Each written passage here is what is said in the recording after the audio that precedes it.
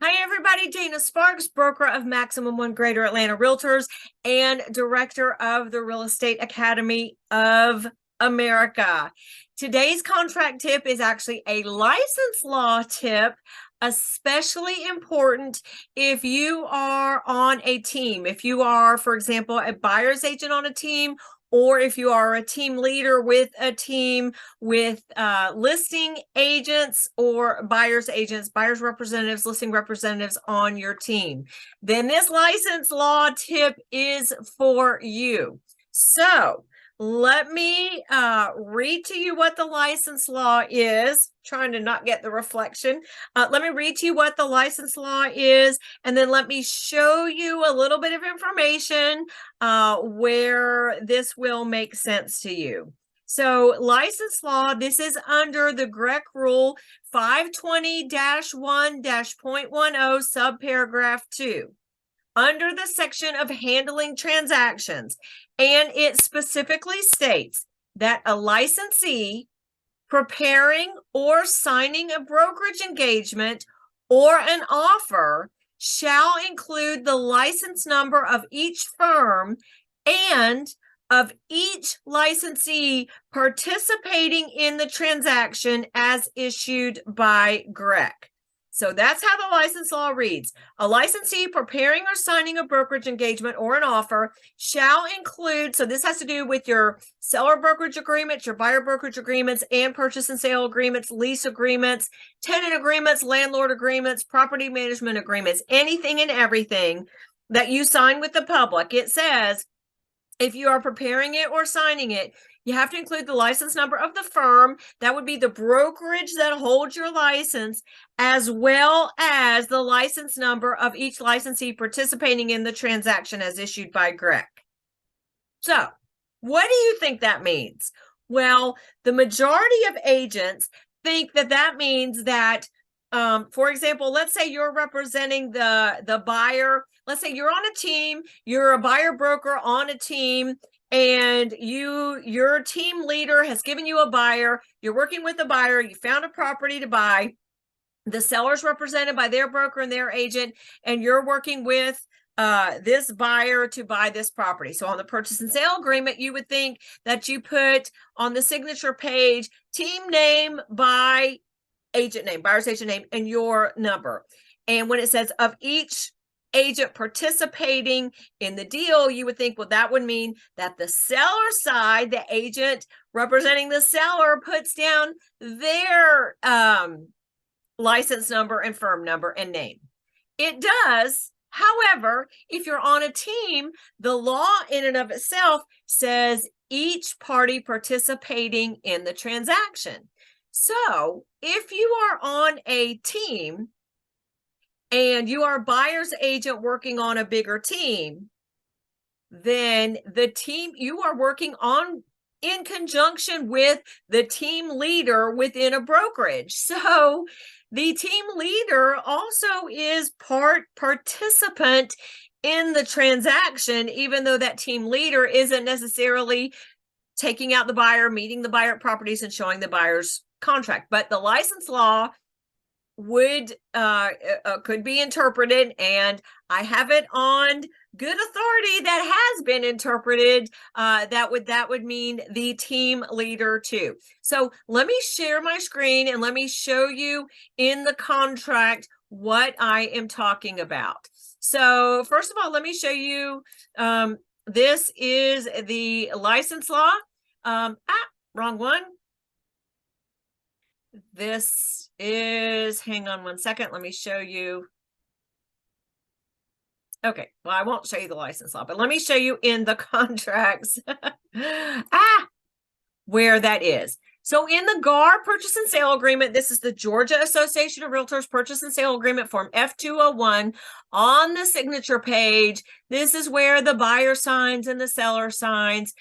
Regarding, do you have to put buyer's contact information and seller's contact information? Check out the video I've done. I'll link it below, but I've done a video on that, when you would have to include your public person's contact information and when you would not. But down here under this section, buyer's broker, affiliated licensee, contact information, seller's broker, affiliated licensee, contact information. You put in the brokerage firm, the broker, affiliated licensee signature. So if you are on a team, typically you sign this such and such team by agent name. Here, where it says Georgia real estate license number. So not only would you need to include the license number of the buyer's agent who is on the team, but you also need to include the license number of the head of that team. And that would be on the buyer side. If you are, let's say you are a listing specialist on a team, then on the listing side, it would have the name of your firm, and it would say under the affiliated licensee, it would say such and such team by such and such listing specialist who's the agent. Here under Georgia real estate license number, you would include the license number not only of the listing specialist on that team who is actually signing the seller brokerage agreement and signing the purchase and sale agreement, but also of the head of that team, the team leader, their license number.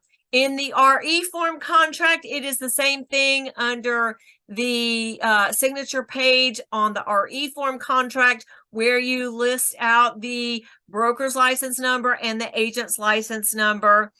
And same thing for the seller side. Now, just so you know, there have been for several years, at least since 2020, and I believe there were proposed rule changes to the Georgia Real Estate Commission on marketing and advertising for teams. And so you may be familiar with some of those proposed changes to license law, at least regarding the marketing and advertising. They had changes regarding the definition of a team, prohibited words, so forth and so on. There have been public hearings on these proposed rule changes regarding the use of teams, the term team, who is a team leader, what comprises a team, the team leader's responsibilities. Now, your broker may have policies regarding teams and how teams work, so forth and so on.